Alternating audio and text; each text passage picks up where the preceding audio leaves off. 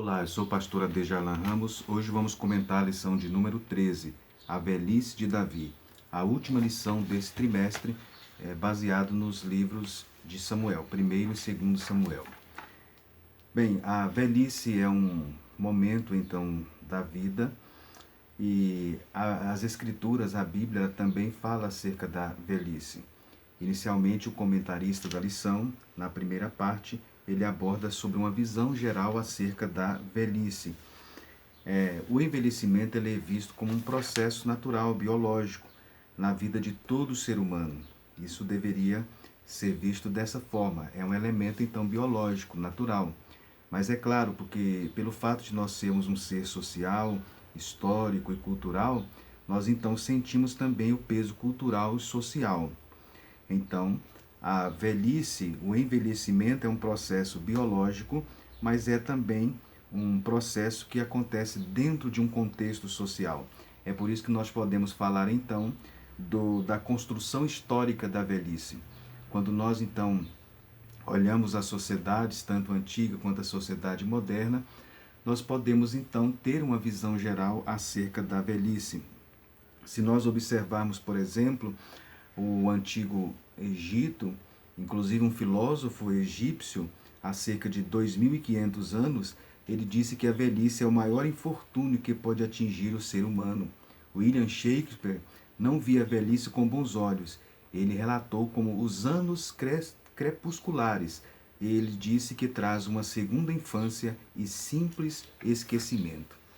Nós observarmos, por exemplo, a China, o Japão, naquelas culturas do mundo oriental, a velhice era vista como sinônimo de maturidade, de sabedoria, e era tratado e é tratado com carinho, com respeito, com atenção, porque se vê que os anos acumulados é então símbolo de sabedoria, de experiência, de vivência. Então, os jovens deveriam se orgulhar dos idosos, né? E também entenderem que todos um dia vão ser idosos. Confúcio, que viveu no período antes de Cristo, cerca do ano 551, ano 479, ele dizia que era dever da família respeitar, valorizar e consultar os mais velhos. Inclusive os japoneses, eles comemoram o Dia do Idoso. Nesse Dia do Idoso, que acontece entre os japoneses, eles homenageiam as pessoas idosas e pedem para que eles tenham vida longa, longevidade, né? Inclusive reconhece também o trabalho que eles prestaram à sociedade. Então, na cultura do mundo oriental, especialmente China e Japão, a velhice se tem uma outra concepção acerca da velhice. Historicamente, se nós observarmos, a sociedade ela passou por mudanças em relação à maneira como se vê e como se trata os idosos. Por exemplo, em Portugal, as mudanças têm sido rápidas na forma do tratamento que se dá aos idosos, né? É muito comum, por exemplo, em alguns países da Europa e também aqui das Américas, as filhos e netos colocarem os idosos em casas da terceira idade, né? E eles então são alvos do desprezo, da ingratidão, enfim. Então, a maneira como se vê o idoso e o tratamento ao idoso vem mudando na nossa sociedade contemporânea. A nossa sociedade se tornou uma sociedade imediatista, capitalista, uma sociedade que não se atenta para a questão dos valores essenciais da vida, como os valores sociais, os valores morais, éticos, e isso afeta também a concepção que se tem em relação à velhice. Bem, os velhos precisam então ser amados, ser cuidados, ser respeitados e no mínimo precisam também de gratidão por tudo que eles fizeram, especialmente pelos filhos e pela família de uma forma geral. O que a Bíblia fala acerca dos idosos, né? A Bíblia também aborda a questão da velhice. A Bíblia aborda a velhice com uma naturalidade. Nos livros históricos, por exemplo, aliás, no Pentateuco, por exemplo, nós vemos no livro de Gênesis, na narrativa do período patriarcal, a Bíblia descreve eles ficando idosos, né? A Bíblia usa muitas vezes a expressão velho e farto de dias, expressão típica do hebraísmo do Antigo Testamento. Então, grandes vultos do Antigo Testamento, eles ficaram velhos. eles se tornaram idosos. O homem que mais viveu foi Metusalém, 969 anos. A Bíblia, então, aborda a questão da velhice. Inclusive, ela aborda também de forma metafórica. No livro do Eclesiastes, a Bíblia ela aborda a questão da velhice de forma metafórica. O Salomão, escrevendo o livro do Eclesiastes, ele está trazendo uma reflexão acerca da vida de uma forma geral, como funciona a dinâmica da vida. É o livro filosófico da Bíblia, o livro do Eclesiastes, e trazendo uma reflexão sobre a dinâmica da vida, já na sua velhice, ele também traz uma reflexão acerca da velhice.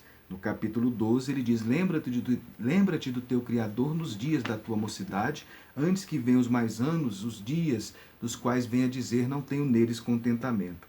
E aí ele passa a descrever de forma metafórica o processo, então, do envelhecimento. É um dos textos mais pitorescos que nós temos na Bíblia acerca do processo de envelhecimento.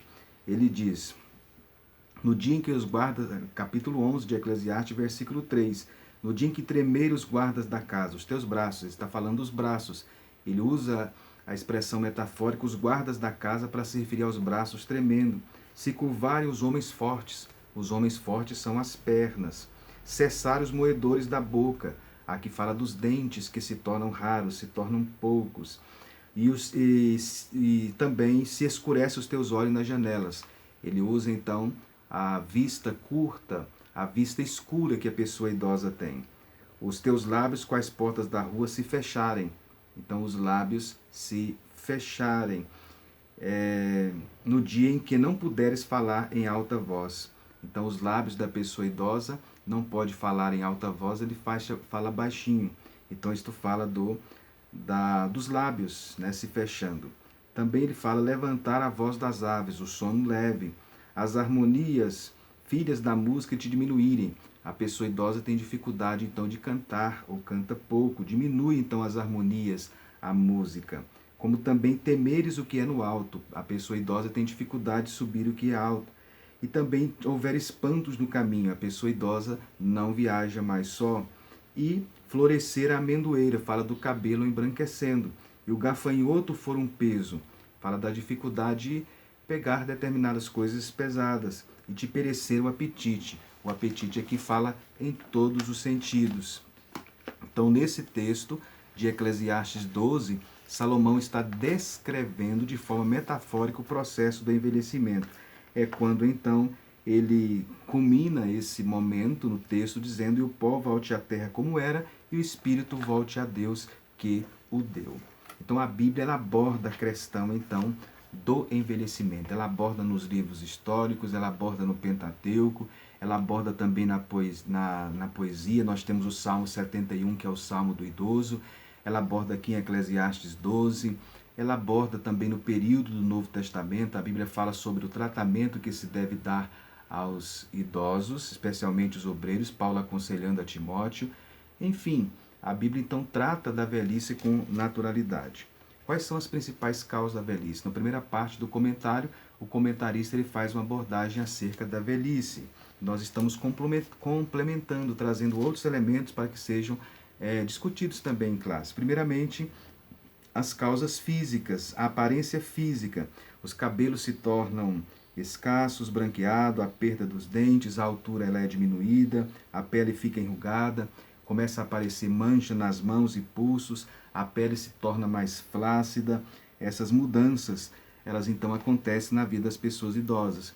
Há mudanças também dentro do aspecto físico, na sensação e no movimento. Ele passa a ter dificuldade para ouvir, para enxergar, ele tem dificuldade, por exemplo, no paladar, no olfato, a rigidez nas juntas torna mais difíceis o movimento, ele tem declínio nas forças e também na energia, o reflexo da pessoa idosa se torna mais lento, ele tem má dificuldade na circulação para manter o corpo aquecido e menos capacidade também para suportar dores, enfim. Há também as mudanças sexuais, a capacidade reprodutiva diminui à medida em que nós envelhecemos. Também há enfermidades, há doenças. As causas, então, causas físicas. As causas também dos problemas estão relacionadas às causas mentais, né? A pessoa então começa a declinar em termos de criatividade, memória, de capacidade intelectual, de aprendizado de coisas novas. Bem, há também causas econômicas. A aposentadoria representa um afastamento do trabalho e isso traz algumas dificuldades para algumas pessoas idosas. Há também questões interpessoais, né? A pessoa, então, passa a ter algumas dificuldades em relação também às questões interpessoais, como amigos, parentes, inclusive o cônjuge, né, que muitas vezes morre e deixa a pessoa só. Então, causas também interpessoais. Também entra causas de autoestima. As pessoas mais velhas muitas vezes são destruídas por conceitos errados e também preconceitos de que afirma que os velhos são muito idosos para tomar decisões, para fazer determinadas atividades, criar novas coisas, ter determinadas responsabilidades, sair sozinhos. Tudo isso vai afetando a autoestima do idoso. E aí entra também as causas espirituais e existenciais, as questões também teológicas, a maneira como o idoso enxerga, por exemplo, tanto a velhice como também a morte. Então, é claro que todas essas questões que nós citamos está relacionado também se ele foi preparado para este momento. Né? Isso aqui que nós estamos falando é uma visão geral acerca da velhice, mas a maneira como a pessoa foi preparada e se preparou para a velhice, também a maneira teológica como ele enxerga a velhice, também a morte, também tem implicações nesta questão. Bem, os efeitos sobre isso são enormes. A Universidade de Michigan, alguns pesquisadores, eles resolveram manter um método muito criativo para ensinar os mais jovens acerca da velhice. Eles colocaram tampões no nariz, no olfato, para diminuir o olfato de alguns jovens, nos ouvidos para reduzir a audição, colocaram lentes cobertas nos olhos para limitar a visão, luvas que deixavam as mãos lentas e pouco sensíveis e também talas para limitar os movimentos das pernas e braços. E colocaram então nos alunos jovens para ver como é que eles então se sentiam. E eles então disseram que se sentiram de forma muito terrível, nada tinha sabor, né? Enfim, eles tinham muitas dificuldades de ver, de cheirar, de movimentar, e eles puderam sentir na prática então as limitações que os idosos então eles sentem. Então, é uma visão geral acerca da velhice. Nessa primeira parte, então, do comentário, o comentarista aborda essas questões gerais acerca da velhice. A Bíblia cita Moisés, no Deuteronômio 34:7, que seus olhos nunca escureceram nem ele perdeu o vigor. Né? Então, uma visão geral acerca da velhice. A segunda parte, o comentarista aborda sobre os problemas na velhice de Davi. Em 1 Reis, no capítulo 1, versículo 1 a 4, nós temos em todo o capítulo 1, né, nós temos então a velhice então, de Davi. Né? A velhice de Davi. Davi ele teve alguns problemas também na velhice. Aqui nós observamos então que nem mesmo os grandes vultos da Bíblia, das Escrituras, deixaram de passar por esses problemas relacionados então à velhice. Com cerca de 70 anos, Davi veio a falecer, segundo Samuel 5:4. A sua força física tinha definhado, ele não estava bem de saúde, né? Passou por alguns sofrimentos. Ele enfrentou algumas dificuldades. Eu quero chamar a atenção para o texto em 1 Reis 1, a partir do versículo 1. No versículo de número 2, o texto diz que ele tinha dificuldade de se aquecer com a idade avançada. Os problemas circulatórios então passaram a atormentar o rei Davi, de modo que ele não conseguia manter-se aquecido. Foi quando então o gabinete real ele propôs a solução de uma jovem virgem enfermeira que cuidasse dele, que o aquecesse à noite com o calor do seu corpo. É bom lembrar que isso estava de acordo com os costumes da época, então mandaram chamar Abissaque, a sunamita. Era uma adolescente muito bonita da cidade de Sunem, localizada a 5 quilômetros ao norte de Jezreel, no território de Issacar. Embora ela fosse da mesma cidade, mas ela não é identificada como a sulamita lá do Cântico dos Cânticos. De acordo com os costumes médicos da época, tanto Flávio José, historiador judeu, quanto o médico grego Galeno, lá do século II, ele registra essa prática. Então, essa prática ela era comum, uma pessoa aquecer o corpo da outra. Bem, o texto então diz, em segundo lugar, acerca então do problema do filho rebelde. Davi então enfrentou problemas também na sua velhice com Adonias. Adonias então, ele era tornou um filho rebelde. Ele era filho de Agagite, uma das esposas de Davi. Ele era um dos filhos mais velhos, então tinha direito, consequentemente, à primogenitura. Ele entendeu então que ele deveria reinar, né? E aí ele ignorou todo o sistema e trabalha para que isso então acontecesse. Ele também tinha então sede de poder à semelhança de Absalão, né? E em seu projeto então para reinar, ele contrata então alguns carros e homens, enfim. A Bíblia também dá um detalhe acerca dele em 1 Reis, no capítulo 1 e o versículo de número 6, que o seu pai jamais o contrariou. E assim ele começa a trabalhar, né, para que obtenha os favores e possa alcançar então o reinado, né? Adonias então procura apoio em algumas pessoas, né, e do palácio, mas nós observamos então que em meio a tudo isso, né, o fim de Adonias foi exatamente a morte. Quando ele pede para que Batseba interceda junto ao rei a fim de que pudesse tomar Abisaque como sua esposa, Salomão então entendeu que estava por trás do pedido. Salomão entendeu que estava o trono. Nesse caso, então, seria uma ameaça então, para o rei, por isso, então, Adonias é sentenciado à morte. É nesse momento, então, que Salomão foi constituído, então, como rei. E aí, outro momento, então, importante na velhice de Davi, que já estamos no capítulo 2, são as últimas palavras de Davi a Salomão. Davi, então, ele dá conselhos a Salomão. Já na cama, próximo à morte, na velhice, Salomão recebe os conselhos, então, de Davi. Isso está no capítulo 2 de primeiro livro dos Reis, né? Embora também abordado no livro de Samuel acerca da velhice de Davi. Dentre as recomendações, as instruções que Davi dá a Salomão para que ele tivesse sucesso estava andar nos estatutos, nos mandamentos, nos juízos, no testemunho de Deus, né? Que ele procurasse viver uma vida de plena santidade, que ele fosse um bom exemplo espiritual e moral para que o povo então pudesse proceder de forma santa. Enfim, que ele deveria obedecer à lei que Moisés tinha escrito.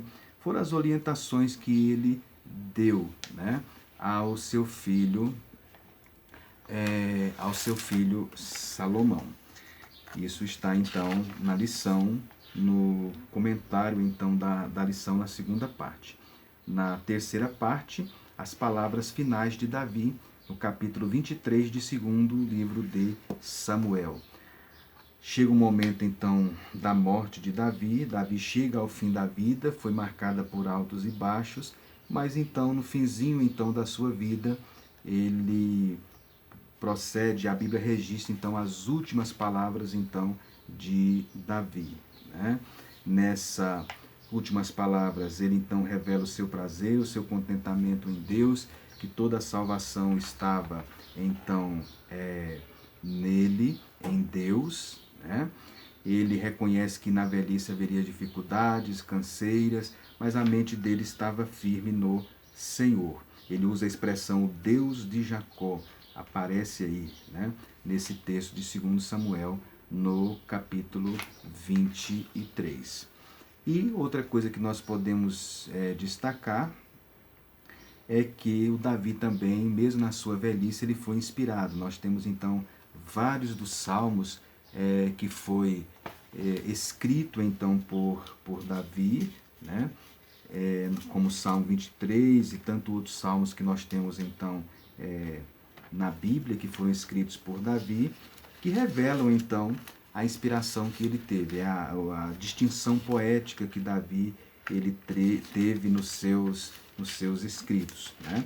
Isso deixa transparecer também no capítulo 23. Você pode observar que no capítulo 23 nós temos registrado as últimas palavras de Davi.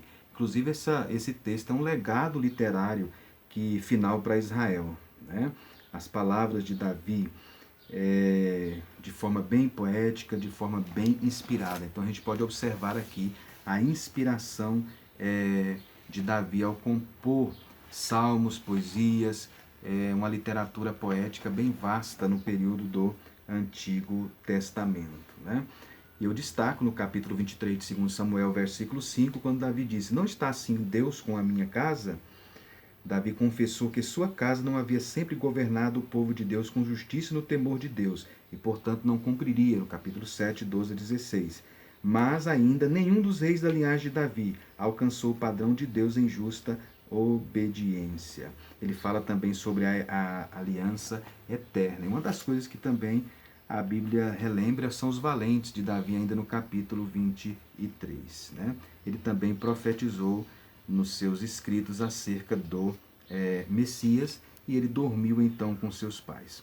Bem, o que nós podemos observar então? Embora Davi foi um herói nos tempos bíblicos, mas a Bíblia não esconde os erros e os deslizes de Davi. Né? O pastorzinho de Belém, o homem segundo o coração de Deus, ele também cometeu falhas e a Bíblia registrou, mas ele finda a sua vida enaltecendo o Deus de Jacó.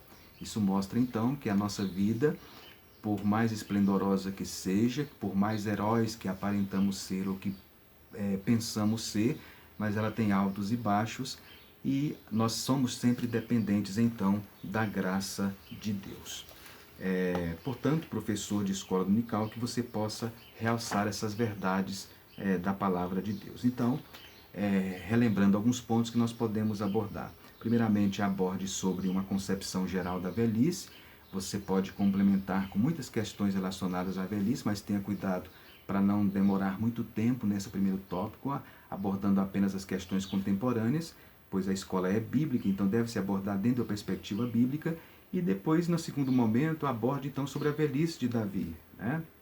As dificuldades que Davi teve, enfrentou mais um filho rebelde na velhice, constituiu Salomão como rei, dá instruções para Salomão, destaque as orientações que Davi deu para Salomão no fio da vida, e destaque também o capítulo 23 de 2 Samuel, que foram as palavras finais de Davi na sua velhice. Leia o texto de 2 Samuel 23, destaque os pontos principais e leve os alunos a entrar em contato com o texto bíblico.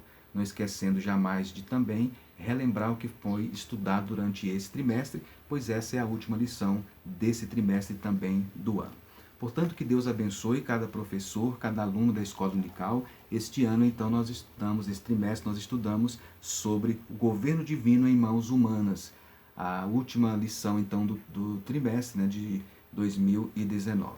Que Deus abençoe cada professor, cada aluno, e que possamos renovar as nossas forças para o ano que vem, para nós reiniciarmos novos temas, novos estudos das Escrituras, da Palavra de Deus. Que Deus abençoe a todos e até o próximo ano e até a próxima lição.